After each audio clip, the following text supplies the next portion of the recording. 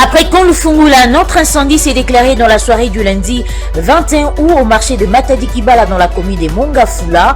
Le bilan fait état de plusieurs dégâts matériels importants, mais l'origine de cet incendie n'est pas encore connue. Les détails à suivre tout à l'heure. Le chef du gouvernement Jean-Michel Samaloukonde est arrivé à Johannesburg, en Afrique du Sud, dans la matinée de ce mardi. Le Premier ministre va représenter le président de la République démocratique du Congo, Félix-Antoine Tshisekedi Tshilombo, au 15e sommet du bloc des BRICS qui se tient du 22 au 24 août 2023. Le vice-premier ministre en charge de l'économie nationale Vital Kamerhe a échangé le lundi dernier avec la délégation du Haut Conseil des affaires de la communauté économique des États de l'Afrique centrale. La question liée à la libre circulation des biens et des personnes dans la sous-région a été abordée au cours de ces discussions.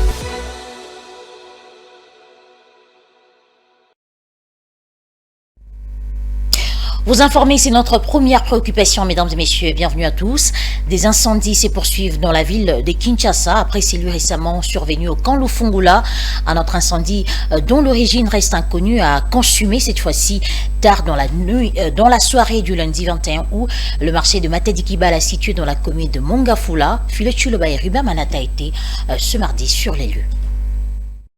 C'est dans la soirée de lundi 21 août que s'est déclaré ici au marché Matadi-Kibala un vaste incendie dont l'origine demeure un mystère. Sur son passage, ces brasiers n'a rien épargné. Tout est parti en fumée dans ces marchés très sollicités par plusieurs commerçants venant de différents coins du pays. Comme cela peut se constater, les dégâts matériels sont énormes. Aucune perte en vies humaines signalée, mais pour l'administrateur du marché Pélédophilie, les autorités devraient venir en aide à tous ces commerçants qui ont perdu leurs biens de valeur. J'ai trouvé sur 57 maisons qui étaient ici, nous sommes restés rien qu'avec 12. Et sur 460 tables, nous sommes restés avec presque 100. Donc jusque-là, je ne comprends pas. La provenance du fait, ça provient d'où? Nous sommes en train quand même de mener des enquêtes pour savoir la cause. Je lance le message aux autorités, si eux peuvent peut-être intervenir pour le moment qui ont perdu quand même leurs marchandises et puis de voir rapidement comment on peut reconstruire les marchés. Et nous attendons beaucoup plus la reconstruction d'un marché moderne. Quelques témoins oculaires de l'événement donnent ici chacun leur version de fait. Si au jour d'aujourd'hui nous enregistrons ce genre de cas, cela est dû à certaines politiques publiques qui est mal prise. À ce que nous sachions, c'est un marché qui a été construit provisoirement. Je ferai appel au premier citoyen de la ville, M. Gentini Ngobila, vraiment d'avoir une attention soutenue par rapport à cette incidence. Je veux demander au bourgmestre de la commune de Mongafula de pouvoir s'investir et de trouver une solution adéquate. Chacun donne sa version des faits sur l'incendie qui s'est déclaré ici. Il y a de ceux qui parlent d'un court-circuit provoqué par un câble électrique et d'autres affirment le contraire. Nous étions donc tous surpris de voir ces gigantesques feux qui malheureusement a réduit tout en cendres sur son passage. Plusieurs entrepôts sont partis en fumée. Nous déplorons plusieurs dégâts matériels à la suite de cet incendie. Pour limiter ce genre de dégâts, nous demandons aux autorités de bâtir un marché moderne. À noter que plusieurs dégâts matériels ont été enregistrés à la suite de cet incendie. Des magasins, des dépôts, des produits agricoles ont été tous consumés par le feu.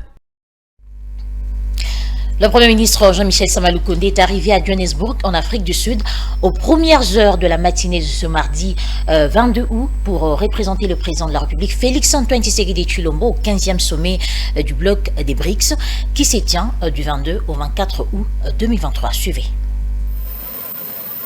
Accompagné du ministre de l'Industrie et du vice-ministre des Affaires étrangères et des Finances, le chef du gouvernement congolais répond à l'invitation d'honneur envoyée au chef de l'État congolais à ce 15e sommet qui vise l'élargissement du bloc aux nouveaux membres. Le Premier ministre congolais est porteur du message du président de la République à ces sommets de pays émergents représentant 40% de l'économie mondiale. Dans l'agenda du chef de l'exécutif congolais, il est prévu plusieurs rendez-vous d'affaires et diplomatiques avec le chef d'État et de gouvernement intéressés par les ressources naturelles ainsi que les facilités qu'offre les zones économiques spéciales en RDC aux investisseurs étrangers et nationaux. C'est dans ces cadres que le ministre de l'Industrie, qui a précédé le Premier ministre Jean-Michel Samaloukonde, est allé visiter la société japonaise Altrix, basée à Pretoria, spécialisée dans le montage des véhicules. Par le biais de ses responsables, cette société promet de venir s'installer en RDC pour pouvoir bénéficier de tous ces avantages. Le ministre de l'Industrie Julien Paluku a visité les usines d'assemblage des véhicules, accompagné de Fidel Moulaja Binene, l'ambassadeur de la RDC en Afrique du Sud. Faisant partie de la délégation conduite par le Premier ministre Jean-Michel Samalukonde à Johannesburg, le ministre de l'Industrie Julien Paluku a visité les usines d'assemblage des véhicules installées en Afrique du Sud avec potentiellement l'ambition que ces dernières s'installent dans l'une des zones économiques spéciales de la RDC. On l'écoute. Nous sommes dans la délégation qui est conduite par son Excellence le Premier ministre et chef du gouvernement, dépêché ici en Afrique du Sud pour participer au sommet BRICS, qui doit renforcer les partenariats avec l'Afrique. Il y a quelques temps, on a suivi qu'à Kinshasa, on commence à fabriquer les carreaux et les faïences comme matériaux de construction. Maintenant, il y a un autre besoin important, celui du transport. Voilà pourquoi M. l'ambassadeur nous a ramenés ici pour que nous puissions très rapidement établir des contacts avec cette grande société qui produit des véhicules de transport pour nous permettre de monter une industrie automobile en RDC. Vous savez que nous sommes un vaste pays avec 2 345 000 km², avec le vaste programme de chantier que le chef de l'État tient à ouvrir sur l'ensemble du pays, avec les routes un peu partout, eh bien, il va se poser normalement des problèmes de transport. Et donc, les contacts que nous devons faire avec ces sociétés, c'est pour nous permettre de voir comment nous pouvons l'installer dans l'une des zones économiques spéciales qui sont fonctionnelles en RDC, d'une part à Kinshasa et d'autre part du côté de Lubumbashi, et peut-être une troisième fois du côté de l'Est, pour permettre de pouvoir faire une politique d'encerclement de l'ensemble de la République. Parce que si nous avons autant de véhicules qui sont produits dans les 3 espaces ou dans les 4 espaces, ça va permettre de pouvoir rencontrer les besoins de l'ensemble de la population congolaise en matière de transport. Mesdames et messieurs, sachez également que le président de la République, Félix-Antoine Tshisekedi Tshilombo, a réuni le lundi 21 août à la Cité de l'Union africaine les chefs de principales institutions du pays, à savoir le législatif, l'exécutif et les judiciaires, autour d'une réunion interinstitutionnelle non formelle, axée principalement sur des pans tels que la situation sécuritaire dans l'Est du pays ou encore les processus électoraux. On écoute à ce sujet le Premier ministre Jean-Michel Samalukonde qui a fait la restitution. Il a plu ce matin à son Excellence Monsieur le Président de la République de convoquer ce cadre informel qui se dit cadre interinstitutionnel où le Président a le loisir de consulter en fait les institutions sur les questions importantes de la nation. Aujourd'hui, il s'est agi principalement des questions sécuritaires parce que ça reste la priorité des priorités au niveau du pays, qui sont des questions qui lui sont chères, et une évaluation un peu des processus dans lesquels nous sommes engagés, tant celui du processus de paix de Nairobi que les engagements que nous avons avec la vérification de Luanda, mais tout ceci bien sûr avec les interactions avec les différentes communautés dans lesquelles nous sommes, notamment l'EAC, la SADC, mais finalement l'Union africaine elle-même. Et cette question, comme vous le savez, est intimement liée à la question de l'état de siège, qui a d'ailleurs été discutée récemment en termes d'évaluation par cette table ronde qui avait été ouverte par lui le lundi 14 août, ce qui s'est achevé le 16. Et donc, aussi une revue par rapport à cette question-là de l'état de siège, mais bien entendu aussi le processus électoral, car comme vous le savez, nous sommes engagés dans ce processus qui doit aboutir d'ici le 20 décembre à ces organisations générales, tant au niveau présidentiel, législatif national, provincial et communal. Et donc c'était important qu'on aborde un peu ces sujets. Le vice-premier ministre en charge de l'économie nationale, Vital Kamerhe, a reçu dans son cabinet de travail le lundi une délégation du Haut Conseil des affaires de la communauté économique des États de l'Afrique centrale. Je le disais tout à l'heure, la question relative à la libre circulation des biens et des personnes dans la sous-région était l'un des points clés abordés au cours de ces échanges. Commentaire. Conduite par le président du Haut Conseil des affaires de la CEAC, Eric Mungabumba, cette délégation est venue tout d'abord présenter au vice-premier ministre en charge de l'économie nationale, Vital Kamerhe, leur structure, dont l'objectif principal est de promouvoir l'économie dans cet espace géographique qui réunit en son sein 11 États. À cette occasion, elle a émis au patron de l'économie nationale Son vœu de promouvoir la libre circulation de biens et de personnes pour assurer un véritable développement durable du pays de l'Afrique centrale. Un souhait qui a très vite rencontré la préoccupation numéro 1 de l'économie nationale. Nous sommes là pour promouvoir et pour présenter notre structure et essayer de promouvoir notre économie dans cette région qui comprend un peu plus de 270 millions de consommateurs et dont, si on prend rien que le Congo, l'Angola et nous représentons presque la moitié des consommateurs. Alors comment promouvoir cette économie pour qu'elle puisse rayonner sur la zone et aussi rayonner dans l'État dans les 6 années qui viennent. Vous savez qu'il y a un grand problème de moyens de paiement entre la zone CFA et la zone un peu libéralisée ici, et aussi donner des facilités à ce que les hommes d'affaires dans leurs associations respectives puissent se mouvoir à travers la zone. Angola, Congo, on peut commencer par là. Le vice-premier ministre chargé de l'économie qui a anticipé sur la chose a promis de nous aider, de nous débloquer dans tous les blocages que nous avons et d'aller de l'avant. Sollicitant l'implication du VPM de l'économie nationale pour accorder des facilités aux hommes d'affaires des différents pays de s'émouvoir dans la zone, cette délégation a été rassurée par le ministre congolais de l'économie nationale. Une somme estimée à 8 milliards de dollars américains, soit près de la moitié du budget de la RDC, échappe chaque année au pays à cause de la fraude dans la sous-traitance. Le directeur général de l'ARSP, Miguel Cachal-Katambe, qui s'apprête à rendre public le rapport du contrôle effectué à Kinshasa et présenté au chef de l'État, annonce des mesures fortes. Il a dit dans un entretien accordé à la RFI. La moitié de notre budget national. C'est l'argent brut qui échappait les pays chaque année parce que les sociétés principales s'arrangeaient pour créer leur propre société de sous-traitance et se payer à l'étranger. C'était un manque à gagner. Pour l'administration fiscale de notre pays, nous avons déjà un cas que nous avons arrêté à la direction générale. C'est un cas dans l'espace Grand Katanga où une société de sous-traitance associée avec des Congolais, cette société qui a eu des marchés de plus ou moins 50 millions de dollars et qui ont eu un paiement de 27 millions de dollars, les Congolais actionnaires dans cette société n'ont eu que 680 000 francs qui a la valeur de 283 dollars. Ça, c'est de l'exploitation que nous avons toujours décriée. Ce cas est transféré à la justice. Ça va passer dans une audience publique télévisée afin de pouvoir décourager tous les contrevenants qui continuent d'exploiter abusivement notre population dans ces systèmes de prête-noms, des associés figurants. Ils doivent savoir que les choses ont déjà changé, ça appartient au passé. Nous faisons confiance à notre justice et nous sommes debout pour défendre notre population, pour matérialiser la vision du chef de l'État, son Excellence Félix Antoine Tshisekedi Tshilombo, par tous les moyens. Et c'est en train d'être matérialisé. Le président de la République est déterminé à ce que cet argent soit capté dans le pays afin de pouvoir être diffusé dans la population au travers la chaîne des valeurs, au travers des sociétés de sous-traitance congolaises. Selon les dernières projections de la Commission nationale des mercuriales, structure du ministère du Commerce extérieur, les principaux produits miniers d'exportation de la République démocratique du Congo affichent actuellement une tendance baissière, tandis que dans la catégorie des produits agricoles et menus forestiers, la tendance s'active à la hausse pour certains produits. Fulgence Milaï pour plus de détails. Et les cuivres et voit son prix chuter cette semaine et se négocie à 8232 $ la tonne contre 8417 $ la tonne la semaine dernière, dégageant un écart des prix négatifs de 184 $.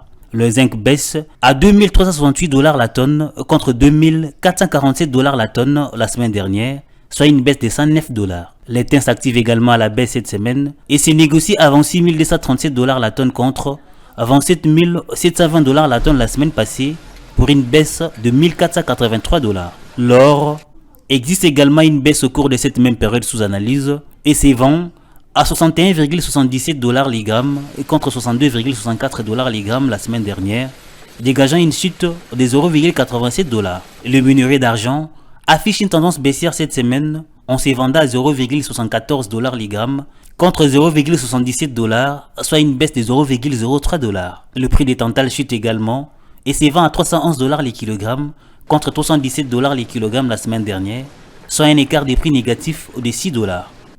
S'agissant des produits agricoles et menus forestiers, les prix moyens s'activent en tendance haussière au cours de cette même période. Le café Robusta est en hausse cette semaine et se négocie à 2,56 $ les kilogrammes contre 2,53 $ les kilogrammes la semaine passée, soit un écart des prix positif de 0,03 $. La papaïne est également en hausse cette semaine et se vend à 16,17 € les kilogrammes contre 16 € les kilogrammes la semaine précédente, soit une hausse de 0,17 €. Signalons par ailleurs que seul les cobaltes garde sa tendance stable en se négociant à 32 730 $ la tonne.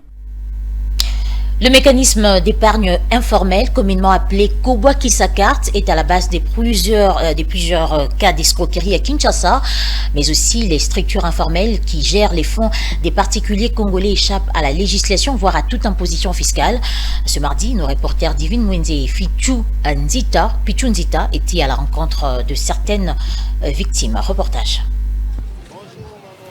Sollicité par plusieurs personnes, ce système ou mécanisme d'épargne informelle consiste à épargner de l'argent auprès des épiciers ou plus largement des tenanciers de certains établissements de proximité. Cependant, ceux qui se livrent à cette pratique sont généralement victimes d'escroqueries. Il relate ici les faits et encourage la population congolaise à loger leurs fonds dans des banques. À mon humble avis, je condamne tous ceux-là qui se lancent dans ces pratiques des systèmes d'épargne informels. Ils courent un grand risque en se lançant dans des pareilles pratiques informelles. Et généralement, ils sont victimes d'un acte de la part de ceux qui sont chargés de garder leurs fonds.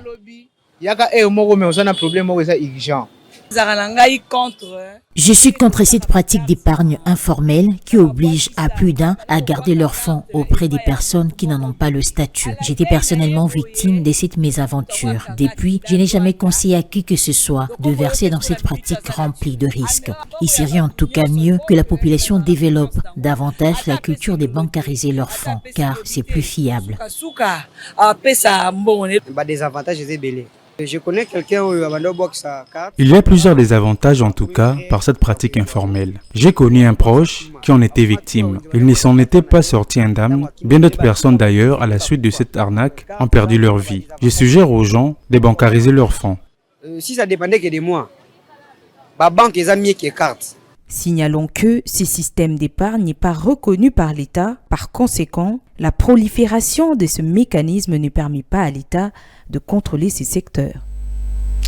Le non-respect du code de la route est devenu pratiquement un mode de vie à Kinshasa. Plusieurs conducteurs ne respectent pas les feux des signalisations, surtout que les amendes aux infractions routières restent un mystère. Ceci est l'un des facteurs qui ouvre la porte aux abus et expose la vie de plusieurs. Les détails de Claude Kungoué et Diboma. Nous sommes sur la Rissonas, sur le boulevard des 30 juin, où plusieurs feux de signalisation ne fonctionnent plus et beaucoup des chauffeurs visiblement ne respectent pas le code de la route. D'après un passant, il faut réparer ces feux et placer d'autres dans certains carrefours, mais également renforcer les contrôles en termes de l'octroi de permis de conduire. Il n'y a pas beaucoup de signalisation. Plusieurs chauffeurs n'ont pas passé par l'auto-école. Ils ont passé en devenant receveur et après ils sont devenus chauffeurs. Vous voyez, comment il doit connaître toutes ces signalisations-là? Non, il ne doit pas connaître. Il faut commencer à poser des questions aux chauffeurs de savoir si le chauffeur a passé au niveau de l'auto-école. Où est son brevet? Et vous vérifiez même là où il a étudié, il a fait sa formation. Là, ça va aller. Vous ne pouvez pas donner à n'importe qui vient et dit « Moi, je suis chauffeur, vous lui donnez le permis de conduire. » Mais il va tuer les gens. Vous et moi, nous subissons le même sort. Et pour celui-ci, certaines autorités ne respectent pas les codes de la route, un manquement grave au devoir d'exemplarité imité par plusieurs conducteurs. Nous déplorons le fait que nos autorités ne respectent pas elles-mêmes les faits de signalisation. Pourtant, elles devraient prêcher par un bon exemple. La population se comporte de la manière dont ces autorités-là se comportent également. Il est vrai qu'il n'est pas bon de suivre les mauvais exemples. Néanmoins, cette interdiction émane de leur autorité. Donc, elles sont censées prêcher par un bon exemple, sinon cette interdiction n'aura pas de sens.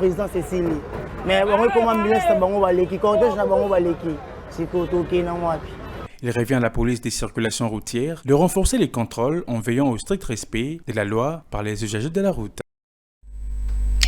Décongestionner totalement la route nationale numéro 5 sur l'axe routier Lubumbashi-Kasumbalesa-Sakanya et suspendre la perception de la taxe instituée par la commune urbano-rurale de Mokembo au poste frontalier étaient les actions menées le dimanche dernier par le chef de l'exécutif provincial du Haut-Katanga, Jacques Yaboula. Katoué, suivez. Les constats sur la route nationale numéro 5 étant la porte d'entrée et des sorties de la RDC pour l'Afrique australe est satisfaisant. Les longues queues des poids lourds sur plusieurs kilomètres ont disparu, les véhicules roulent normalement dans les deux sens. Sur la route, vers le port sec des Sakanya, le cortège du gouverneur a été intercepté par quelques jeunes des Mokambo qui ont dénoncé les tracasseries administratives à travers une taxe illégale. Sur le champ, le gouverneur s'est rendu au poste frontalier et a suspendu immédiatement la perception de la taxe de $20 américains instituée par la commune urbano-rurale des Mokembo, cela au grand bonheur de la population. De là, le chef de l'exécutif provincial et sa suite se sont rendus au port sec des Sakanya en passant par le poste de péage des Lukangaba afin de s'enquérir de la raison de la lenteur maladive. Le camion a passé à la frontière. Sur place, le responsable de la DGDA et OCC vont fournir des explications. Dès que le track est arrivé jusqu'à ce niveau ici, cela veut dire que tout est dans le système. Et les chauffeurs, ils viennent avec tous les documents.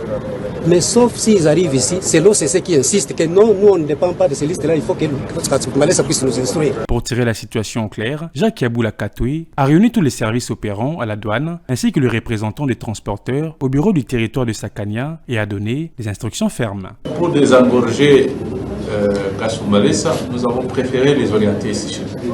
C'est une mesure que nous avons prise, mais aussi qui va rester. L'implication active du gouverneur Jacques Yaboula a été saluée par la population et les associations des transporteurs. Autre chose à signaler dans ce journal, la synergie des enseignants la synergie des syndicats des enseignants, allais-je dire, de la RDC déplore la publication actuelle des résultats des examens d'État qui, selon elle, ont été corrigés par les personnes non qualifiées. Quant à la rentrée scolaire qui s'y pointe à l'horizon, la synergie demande au gouvernement de prendre les mesures pour payer les arriérés des enseignants, mais aussi aligner les nouvelles unités.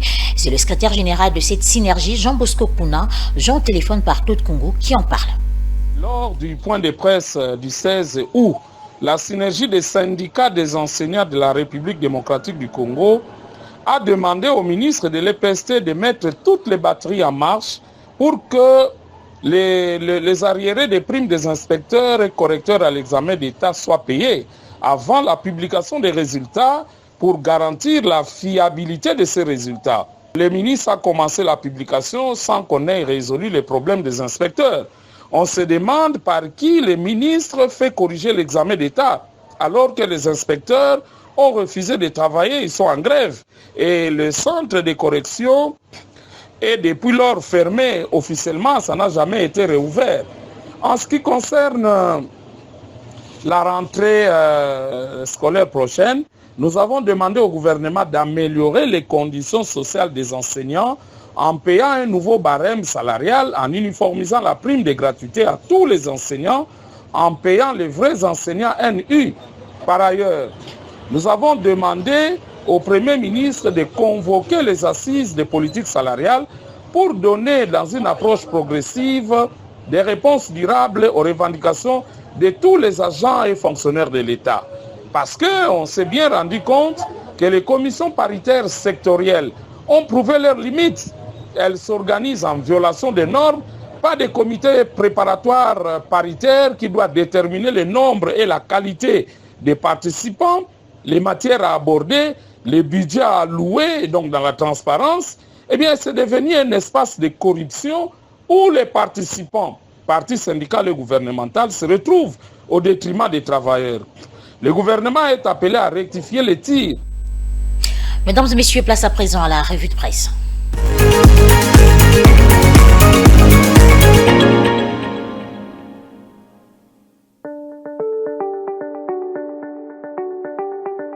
Bienvenue dans le journal de tabloïd paru à Kinshasa ce mardi 22 août 2023. On ouvre le bal avec Forum 2As qui parle de ces sommets qui regroupent actuellement 5 pays. BRICS, les opportunités de croissance abondent alors que de plus en plus des pays se préparent à rejoindre le bloc. Les confrères notent le 15e sommet de BRICS qui se tient en Afrique du Sud du 22 au 24 août. Ces sommets, nous apprend Forum des As, défend le thème partenariat pour une croissance mutuellement accélérée, un développement durable et un multilatéralisme inclusif. Lors de ces sommets, écrit le journal, le dirigeant discute de l'expansion du groupe des BRICS, notamment de critères d'adhésion et de principes directeurs, a fait savoir Carlos Maria, directeur exécutif de Sud Center, lors d'une récente interview accordée à Zinua, nous apprend Forum 2S. Il précise que le bloc est devenu une positive, stable et constructive dans les affaires internationales. Quant à l'actualité judiciaire, est dominée par le début du deuxième procès de l'affaire sur le parc agroalimentaire de Bukanga-Lonzo. À ce sujet, la Prospérité signale que la première audience a eu lieu hier lundi devant la Cour constitutionnelle. Après une courte audience, le président de la Cour a décidé de renvoyer l'affaire au 4 septembre prochain afin de permettre aux greffiers de saisir régulièrement le sénateur Matata Ponyo et l'homme d'affaires Christo Grobler, gérant de la société sud-africaine Africom, précise le journal. Le confrère note que le procureur général a pris cette décision car estimant ne pas avoir été valablement saisi au sujet de deux accusés, à savoir l'ancien premier ministre Matata Ponyo et l'homme d'affaires, tous deux, précise le confrère, accusés de détournement de plus de 115 000 $ américains par l'octroi des avantages financiers, la surfacturation, la constitution des sociétés, le détournement des procédures. Au-delà de tout soupçon, des données comme où l'État a fait respecter la procédure, estime la Prospérité. Le président de la Cour constitutionnelle, en bon technicien de la procédure pénale, a vérifié les actes de signification selon les règles de l'art. Voilà, c'en est fini pour cette revue de presse. Mesdames et messieurs, merci de votre attention soutenue.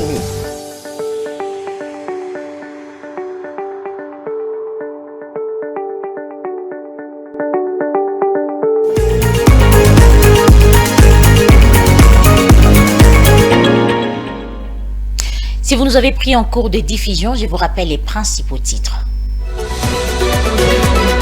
Après Konlufungula, un autre incendie s'est déclaré dans la soirée du lundi 21 août au marché de Matadi-Kibala dans la commune de Mongafula.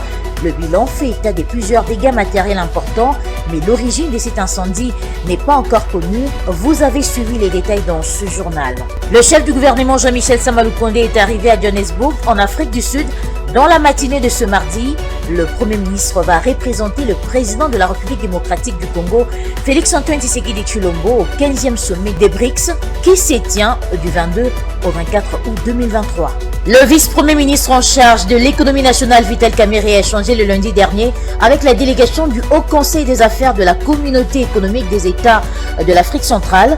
La question liée à la libre circulation des biens et des personnes dans la sous-région a été abordée au cours de ces discussions.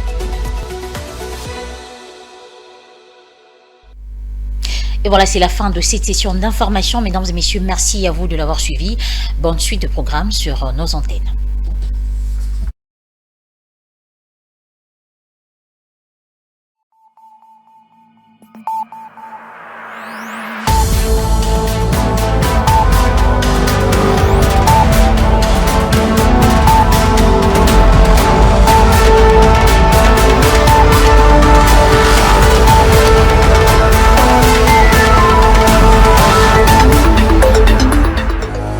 Dans une sphère médiatique, essentiellement tournée vers des contenus généralistes, où l'originalité n'a plus sa place au chapitre, où le secteur de l'économie et finance, pourtant poumon d'un État, sombre dans les oubliettes, voici enfin Ecofin Télévision.